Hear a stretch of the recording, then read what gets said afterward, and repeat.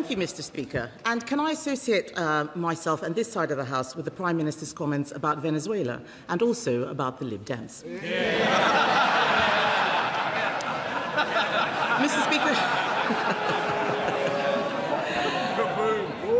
But seriously, Mr. Speaker, the Chief of Defence Staff made it known that the armed forces needed a minimum of £28 billion more to defend the country.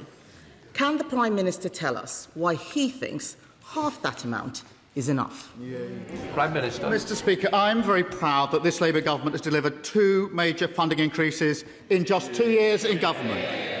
The first, which was funded by overseas aid, took us to £270 billion over the spending review period. Mr. Speaker, that is a record. The Defence Investment Plan gives us capability we need for the future. That sets a new record, Mr. Speaker, of £300 billion over the next 4 years. That will be invested in drones and autonomous weapons, the largest ever investment, strengthening the UK's nuclear capability, upgrading our naval bases in the most significant way for 45 years, and confirming our commitment to the next generation of fighter jets. That is what is needed to keep our country safe. Kemi Badenoch.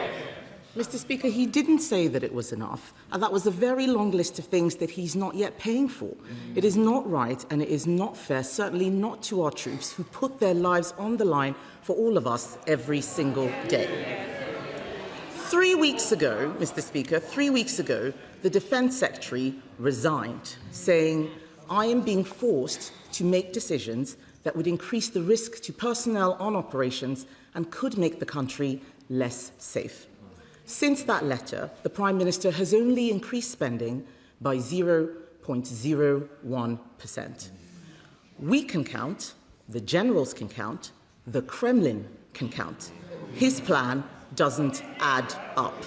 How can the Prime Minister possibly stand there and say that this is enough? Prime Minister. Mr. Speaker, this is the most significant upgrade in defence spending since the 1980s. The Chief of Defence Staff has been clear that the plan accelerates the transformation we need for our armed forces. The First Sea Lord, it funds the capability we need to fight and win. The Chief Air Staff strengthens our contribution to NATO, and she must have missed that yesterday the Secretary-General of NATO welcomed the plan. All people who know what's in the plan and welcome it. Contrast that, Mr. Speaker, with their record in government, because they hollowed out the armed forces.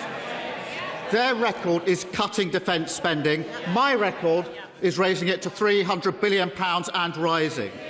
Their record is cutting frigates by a quarter, cutting mine hunters by a half, and leaving 47 of 49 defence programmes delayed or over budget. My record is the biggest boost to defence investment since the 1980s. Their record is missing army recruitment targets every year for 14 years. We've given our armed force the biggest pay rise for 20 years and increased defence funding by £15 billion a year. That's a record I'm proud to stand on. Mr. Speaker, the Chief of Defence Staff is an honourable man, and what he and the NATO Secretary-General have done is welcome the fact that a plan has been published. Just that it's been published. They've been waiting for over a year. Strategic Defence Review was last year. He is an honourable man, Mr. Speaker, who is having to make do with very little. The threat level has dramatically changed in the 2 years that the Prime Minister has been in office. Poland, since the Prime Minister took office, Poland has increased their funding to 4.8%. Germany has increased theirs to 3.7%. This year, Russia will spend 10% of GDP on defence. Meanwhile, Britain is spending it all on welfare. Even the limited plan that he has announced has completely unravelled because he hasn't found the money to pay for it. It is £5 billion short. We all know that he is leaving this mess to his successor. So can he confirm that the member for Makerfield has agreed to fund the shortfall? Prime Minister. Mr. Speaker, what they did was to cut defence spending. When they came into power, defence spending was 2.5%. What did they do? They cut it to 2.3%, a cut. And on welfare, what did they do? They put it up by £88 billion. So we'll take no lectures from them about either welfare or defence.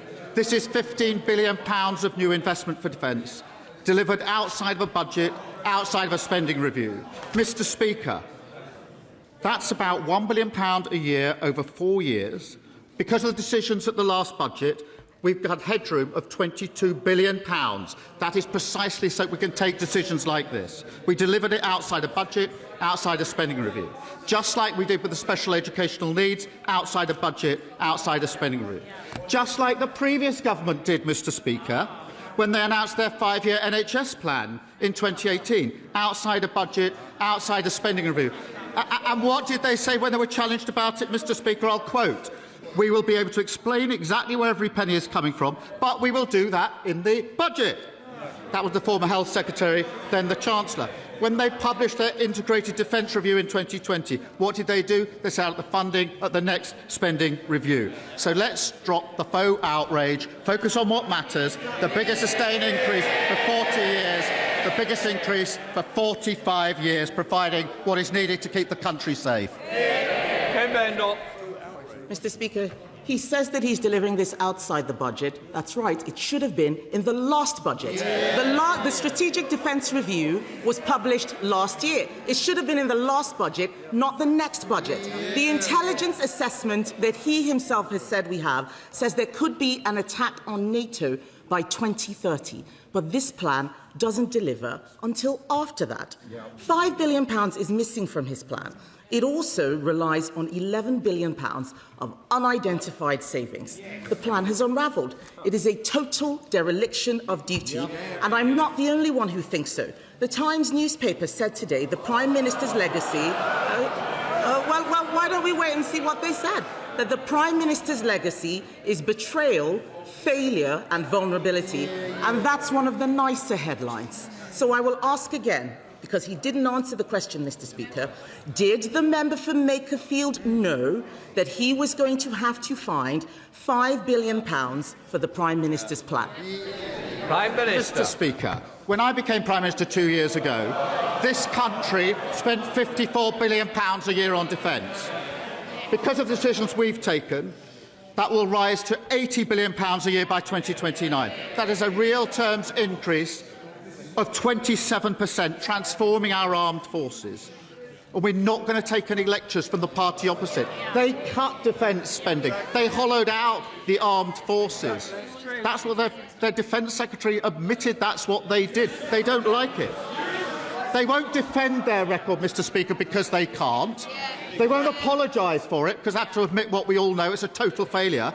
They just try to pretend the 14 years they were in power never really happened. We're in power, we're recording investment in defence and security. I'm proud of this Labour government, and any Labour Prime Minister would stand behind this plan.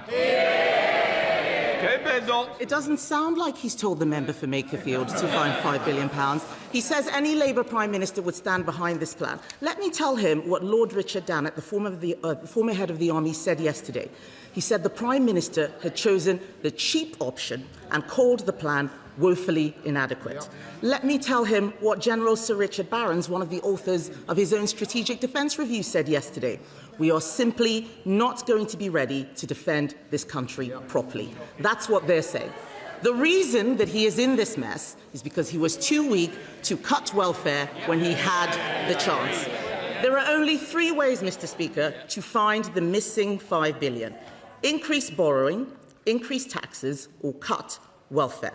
Which one will he recommend to the member for Makerfield?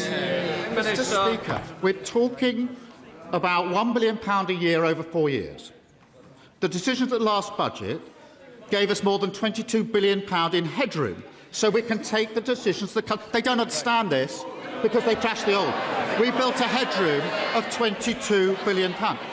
The very reason for the headroom is to have the credibility to take decisions outside the budget and outside the spending review. They don't understand it because they lost control of the public finances. In addition to more on defence and security, we've taken control of the public finances. That's why you have headroom to take credible decisions like this. £1 billion a year over 4 years, headroom of £22 billion because of the decisions we took at the last budget, which allow us to take these decisions. Mr. Speaker, we understand it perfectly, and that's why, yes we do, that's why he is leaving and so is his Chancellor.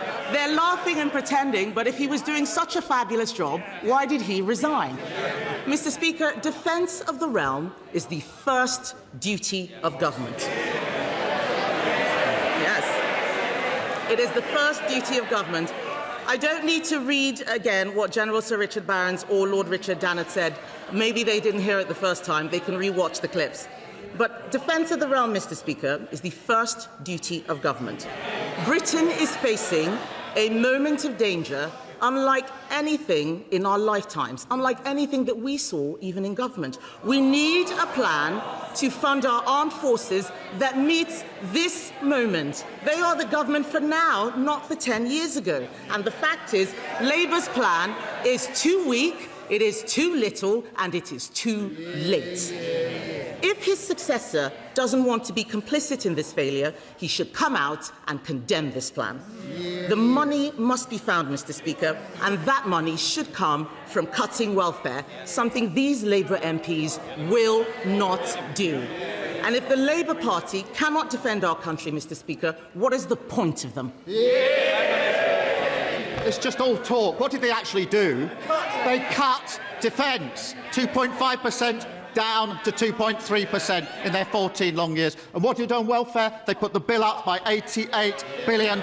So no lectures from them. They failed in the first duty of government. And they won't defend their record, will they? They won't stand here and defend it because they know never do they stand here and defend their record because they can't. 14 years of failure. They don't get up and apologise, which is what they should do, because they would admit what we all know, how much they failed.